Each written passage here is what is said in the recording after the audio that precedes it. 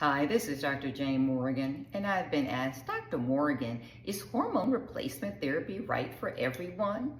And the answer to that is every therapy is not available for every person every single time. And that is regardless of what the therapy is. And so, no, hormone replacement therapy will not be the right choice for everyone. In fact, what are some of the contraindications?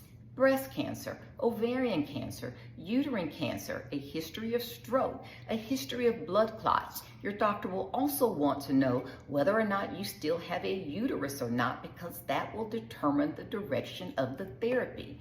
I am not saying that every person should have hormone replacement therapy, but I am saying that you should have the benefit of having this discussion with your doctor, arming yourself with information such that you can make the right decision for you. I hope that's helpful.